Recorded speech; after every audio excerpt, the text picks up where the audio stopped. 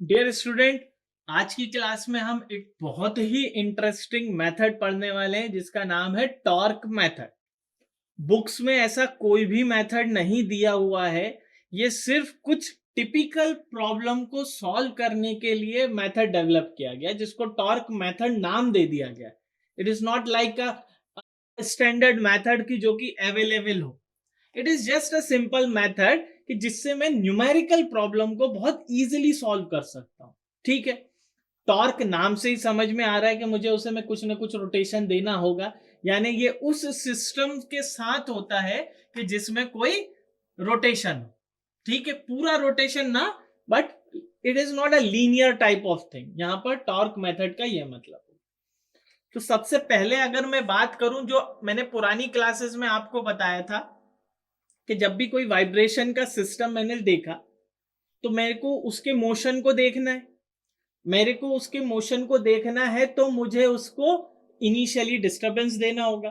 वो डिस्टरबेंस देने के बाद जो भी मोशन होगा उसको मैं देखूंगा कि क्या ये to and fro motion about mean equilibrium position है क्या।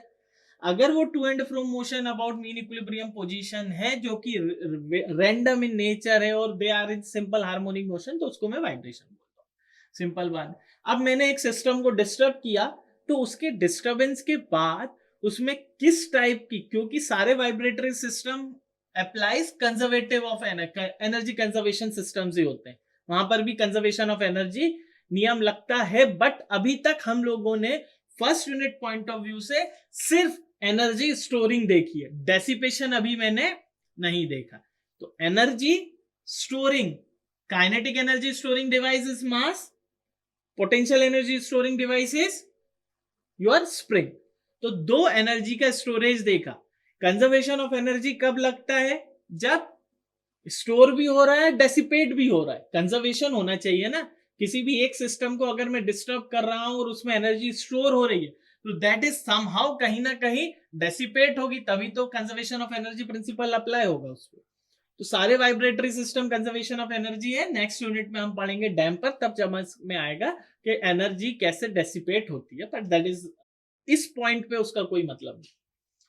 तो मैंने ऐसे सिस्टम को डिस्टर्ब किया, टू एंड फ्रो मोशन देखे, जिसको मैंने वाइब्रेशन बोल दिया। उसके लिए मैंने न्यूटन्स और एनर्जी मेथड अप्लाई किया। न्यूटन्स और एनर्जी मेथड अप्लाई करके मैंने डिफरेंशियल इक्वेशन ऑफ मोशन देख ली। अब वो डिफरेंशियल इक्वेशन ऑफ मोशन जो मैंने फाइंड आउट किया, उसका जो सोल्यूशन है, जो कि मैंने solution of differential equation motion निकाला था, वहां पर जो भी उस एक्स यानी जो हार्मोनिक मोशन का सोल्यूशन है, x equals to capital x sine omega t s type का जो सोल्यूशन निकला था, वहां से मुझे पता चला है कि जब भी किसी वाइब्रेटरी सिस्टम को या किसी सिस्टम के इक्विलिब्रियम को डिस्टर्ब करूंगा तो उसमें जो वाइब्रेशन, जो मोशन होंगे, अगर वो टू एंड फ्रो मोशन है तो उसको वाइब्रेशन बोलूंगा और उनकी एक नेचुरल फ्रीक्वेंसी होगी जिसको मैं नेचुरल फ्रीक्वेंसी ओमेगा एन से रिप्रेजेंट करूंगा। यूनिट होगी रेडियन पर सेकेंड। ये नेचुरल फ्रीक्वेंसी इंपॉर्टेंट होती है, क्यों? क्योंकि किसी भी सिस्टम के वाइब्रेशन, अभी मैंने रेजोनेंस जैसा वर्ड यूज नहीं किया है, सिर्फ और सिर्फ आपको नेचुरल फ्रीक्वेंसी के बारे में बताया, उसके कॉन्सिक्वेंसेस नहीं बताए। नेक्स्ट यानी थर्ड यूनिट में मुझे पता चलेगा कि रेजोनेंस क्या होता है। वो फ्रीक्वेंसी जो कि नेचुरल फ्रीक्वेंसी के बराबर हो जाती है, ऐसे सिस्टम को हम अवॉइड करते हैं जो सिस्टम अपनी नेचुरल फ्रीक्वेंसी को एग्जीक्यूट कर रहे हैं। We just leave it. तो यहां पर नेचुरल फ्रीक्वेंसी मेरे को डिफरेंशियल इक्वेशन ऑफ मोशन से भी पता चल गई कि अगर एक्सेलरेशन वाली टर्म को यूनिटी कर दूंगा तो डिस्प्लेसमेंट वाली टर्म मुझे नेचुरल फ्रीक्वेंसी का स्क्वायर दे देगी। इतना मैं देख चुका। ये एक और मेथड है जिसपे मैं न्यूमेरिकल को कैसे सॉल्व करना है। तो यहां पर मैं सबसे पहले शुरुआत हम रॉड से करेंगे, एक रॉड के मोशन को देखेंगे, उसी टाइप के प्रॉब्लम्स में हम इसको एग्जीक्यूट करेंगे। तो just imagine there is a rod. तो मैं टॉर्क मेथड को शुरू करता हूं रॉड के फॉर्म में। एक रॉड है आपकी, इट इज अ रॉड। ठीक है, अब समझे सिंपल पेंडुलम क्या था, एक स्ट्रिंग से मास लटका हुआ, एक स्ट्रिंग से बॉब दैट इज मास लटका हुआ, इसको मैंने ये डिफ्लेक्शन दिया, दैट इज थीटा एंगल का डिफ्लेक्शन दिया, जिससे ये टू एंड फ्रो मोशन होते रहेंगे, जिसको वाइब्रेशन बोला था मैंने। अब जस्ट इमेजिन कि मैंने उस पेंडुलम की जगह एक रॉड ले ली।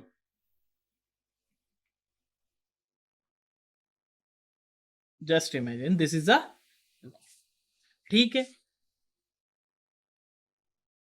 ये इसका जहां सेंटर हो गया। अब इस रॉड का जो वेट है यहां पर एक्ट कर रहा है इसके सेंटर पे, दैट इज mg। ठीक है, इसकी कोई लेंथ होगी, एल होगा, एल इसकी मान लो लेंथ है, एल इसकी क्या है, लेंथ है, एल इसकी लेंथ हो गई और ये यहां पर फिक्स्ड है, इस पॉइंट के अबाउट ये रोटेट करेगा। ठीक, यहां पर हम ये देखें, ये इसी से मिलता जुलता है, मैंने अलग कर दिया, इसी पॉइंट के अबाउट रोटेट करना है, ये मत सोचना कि ये अलग पॉइंट है, इसी से मिलता जुलता पॉइंट है ये। ठीक है, कंफ्यूज नहीं हो। तो ये रॉड है। अब अगर ये पेंडुलम होता, आप इधर करते, ये ऐसे मोशन कर देता, मैं नेचुरल फ्रीक्वेंसी ऑलरेडी निकाल चुका हूं, बट अब मैं यहां पर निकालूंगा इस पर्टिकुलर सिस्टम की natural frequency with the help of torque method. तो सबसे पहले आपने क्या किया, टॉर्क मेथड बोलता है कि इसको मैं डिस्टर्ब करूं इनिशियली। लेट अस सपोज कि मैंने इसको डिस्टर्ब किया थीटा अमाउंट से इस डायरेक्शन। ठीक है, जस्ट इमेजिन इसको मैंने डिस्टर्ब किया इस डायरेक्शन में, किससे, थीटा अमाउंट से। अब torque method is nothing but कि मैंने जैसे ही इसको एंगुलर डिस्प्लेसमेंट दिया, ये जो रॉड है इसको जब मैंने एंगुलर डिस्प्लेसमेंट थीटा दिया, तो ये क्या होगा, इस सेंटर एक्सिस के about to and fro motion, जिसको मैं वाइब्रेशन बोलूंगा। अगर इसको मैंने थीटा अमाउंट से डिस्प्लेसमेंट दिया है और मैंने बोला है कि जब भी किसी लीनियर मास को मैंने, जैसे स्प्रिंग मास सिस्टम में मास को डिस्प्लेस किया, छोड़ दिया, वाइब्रेशन हुए, इस मास को जैसे ही छुआ उसके अपोजिट डायरेक्शन में इनर्शिया फोर्स लगा दो। अगर मैंने एंगुलर डिस्प्लेस किया किसी चीज को, तो मुझे उसके अपोजिट डायरेक्शन में छूते भर से ही इनर्शिया कपल लगाना पड़ेगा, that is I theta dot one, and the direction of that is this. ठीक है, अब जस्ट इमेजिन इसका सेंटर ऑफ ग्रेविटी पॉइंट क्या है, CG point, that is at L by two. ठीक है, तो एट एल बाय टू अगर है तो एक फोर्स इस mg के कारण लग रहा होगा। ठीक है, वो देखते हैं क्या लग रहा होगा। ठीक है, एक तो इसमें इनर्शिया कपल आ गया, क्योंकि रॉड को आप एंगुलर डिस्प्लेसमेंट दे रहे हो तो इनर्शिया कपल आ गया। एक उसका जो वेट है वो भी, अभी तक ये वेट वाली एप्लीकेशन मैंने नहीं ली थी, क्यों, क्योंकि इस रॉड का वेट दैट इज mg, वो भी तो एक फोर्स है जो डाउनवर्ड एक्ट कर रहा है। रॉड को मैंने थीटा एंगल से डिस्प्लेस किया, यहां समझने की बात है, इसलिए ये मेथड इंपॉर्टेंट है। एक लीनियर मास है, ये ऐसे समझो, ये एक स्प्रिंग और मास है, इस मास को पकड़ा, आपने डिस्टर्ब कर दिया, ये वाले वाइब्रेशन होने लगे आपके, इसको आपने क्या बोल दिया, दैट इज लीनियर वाइब्रेशन, और लॉन्गिट्यूडनल वाइब्रेशन आपने बोला। नाउ लॉन्गिट्यूडनल वाइब्रेशन बोल दिया है, और जो मास को मैंने जैसे ही छुआ उसके अपोजिट डायरेक्शन में इनर्शिया फोर्स, स्प्रिंग का स्प्रिंग फोर्स, इसके अलावा कोई भी फोर्स नहीं लगेगा। वहां मैंने mg का फोर्स नहीं लिया था, क्योंकि it is balance by that surface जिसपे वो टिका होगा। ठीक है, इसलिए यहां पर कुछ नहीं आया। मैंने अभी पुरानी प्रॉब्लम में एक पेंडुलम लिया, दैट m इसको यहां लेके गया और छोड़ दिया, ये वाले वाइब्रेशन होने लगे। पर जैसे यहां लेके गया, इस पर्टिकुलर पॉइंट पे सिर्फ mg लग रहा था, mg की एप्लीकेशन ली थी, क्यों, क्योंकि वो स्ट्रिंग मासलेस था। But now just imagine that कि ये जो रॉड है, अब आप इसको रॉड को एंगुलर डिस्प्लेसमेंट दे रहे हो, जैसे ही आपने एंगुलर डिस्प्लेसमेंट दिया, इनर्शिया कपल एक्ट करने लगेगा, और साथ ही साथ इस वेट जो इसका mg है जो कि सेंटर पे है, उसके कारण भी तो एक फोर्स आएगा, और उस फोर्स के कारण, क्योंकि mg एक फोर्स है, तो उस फोर्स के कारण भी तो एक कपल जनरेट होगा, एक टॉर्क जनरेट होगा, इसीलिए इसको टॉर्क मेथड बोला जाता है। ठीक है, तो मैं जरा इसकी कहानी देख लेता हूं कि क्या हुआ है। ये था आपका फिक्स्ड पॉइंट। ठीक है, रॉड को अब मैं पूरा नहीं बना रहा हूं, ये रॉड का एक्सिस था।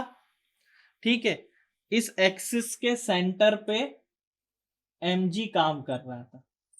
ठीक, अब आपने इसको थीटा एंगल से डिस्प्लेस कर दिया। ठीक है, नाउ थीटा एंगल से डिस्प्लेस कर दिया, तो ये जो वेट है ये तो अभी भी वर्टिकली डाउनवर्ड ही एक्ट करेगा। ठीक, इस पॉइंट से इस पॉइंट तक की डिस्टेंस ये हो गई आपकी L/2, 2, ठीक है, L/2 हो गया। तो इसका जो थीटा एंगल है, अब जरा यहां से मैं इसको अलग लेके जा रहा हूं, तो इस पर्टिकुलर पॉइंट पे ये थीटा है,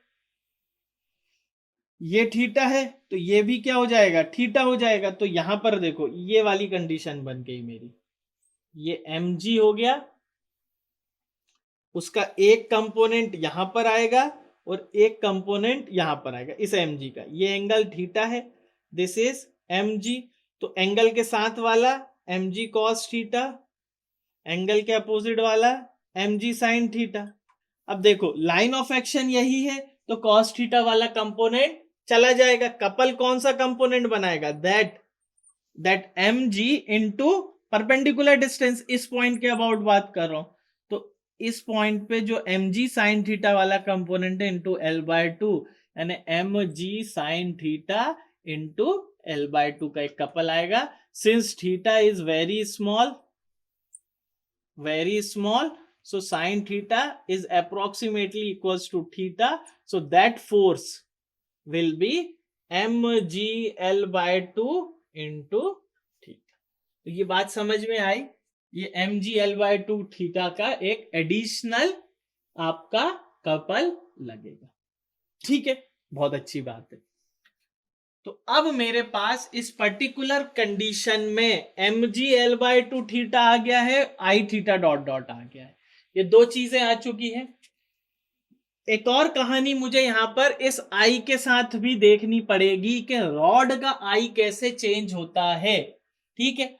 तो रॉड के केस में अब रॉड का ये फोर्सेस समझ में आ गए, कपल समझ में आ गया। तो रॉड अगर मैं ऐसा मानूं कि ये मेरी एक सिंपल रॉड है,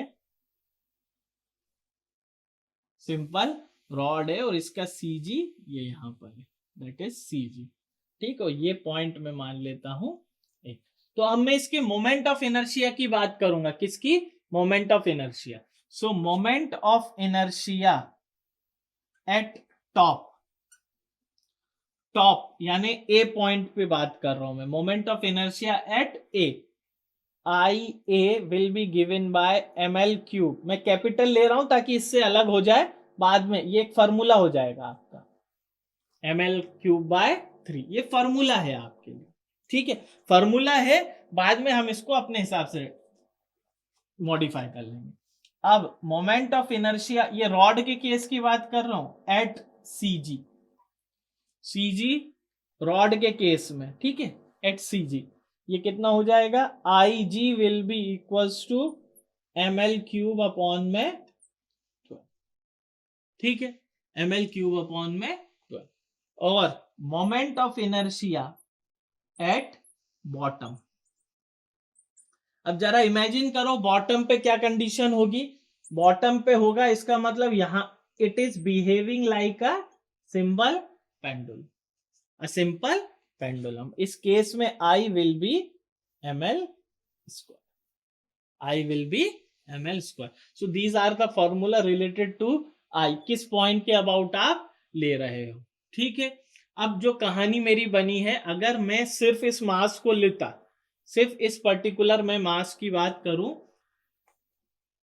इस मास की, तो इस मास के केस में यहां पर तो मुझे समझ में आ गया, इसमें जो डिफरेंशियल इक्वेशन ऑफ मोशन बनेगी वो क्या बनेगी, I theta dot dot plus mg/2 theta equals to 0। और अब सिर्फ और सिर्फ मैं एक मास ले लेता हूं, ये जो मास लिया है इसके केस की क्या कहानी बनती है, इसमें जरा देखते हैं अपन, जो कि आपने सिंपल पेंडुलम में ऑलरेडी देखा है। ये अगर m है, अगले ही मोमेंट ये m यहां पहुंच गया, अब ये देखो ये आ गया mg, ये आ गया theta, this is mg sin theta, this is L/2, ठीक है। अब ऐसी कंडीशन में ये आ गया आपका mg sin थीटा, ओ सॉरी cos थीटा, ये वाली कंडीशन हमारी बनेगी। अब अगर ऐसे केस में मैं इसको थीटा इधर से डिफ्लेक्शन दूंगा, तो अपोजिट डायरेक्शन में आई थीटा डॉट डॉट हो जाएगा, ठीक है। तो क्या इक्वेशन बनेगी मेरी, I theta dot dot plus ये वाला तो क्योंकि पॉइंट ऑफ रोटेशन के अबाउट है तो इसका इंपैक्ट खत्म हो जाएगा, क्या बचेगा, m g sine theta into L, L by 2 नहीं है, पूरी लेंथ है एल ही, इंटू एल, क्योंकि सीजी पे एक्ट नहीं कर रहा है ना, हमने बॉटम पे लिया हुआ है, m g sine theta into L that is equal to 0. So I theta dot dot plus m g sine theta, theta is very small, theta double dot equals plus mg L upon में I into theta will be equals to 0. When acceleration term is unity, displacement term will give you natural frequency mg L upon में I, और I की value क्या है आपकी ml square, L से L cut गया, M से M cut गया, omega n will be equals to under root g by L, g by L. ठीक है, तो ये under root g by L ही आपने अभी तक निकाला था, 1/2 पाई भी था उसमें क्योंकि वो हर्ट्ज में निकाला था हम लोग. तो अंडर रूट जी वाई सही बात है. सिंपल पेंडुलम के केस में अगर मैं टॉर्क मेथड लगा रहा हूं और नेचुरल फ्रीक्वेंसी सेम आ रही है, इसका मतलब मेरा टॉर्क मेथड सही है. तो ये का यही एप्लीकेबल हम कहां पर कर सकते हैं, रॉड के केस में कर सकते हैं. So this is just a conceptual thing regarding ये टॉर्क मेथड, क्या कुछ नहीं है, वही आपने बस एक सेपरेट नाम दे दिया गया. थीटा से डिस्प्लेस करोगे अपोजिट डायरेक्शन में इनर्शिया का पद, साथ में mgl/2, मास की अलग अलग एप्लीकेशन के साथ. रॉड के कहा यहां से ले रहा हूं, सीजी से ले रहा हूं या बॉटम पे ले रहा हूं, बॉटम का केस ये है, यहां पर सीजी से एम ऐसा चलेगा. ठीक है, तो this is all about the torque method.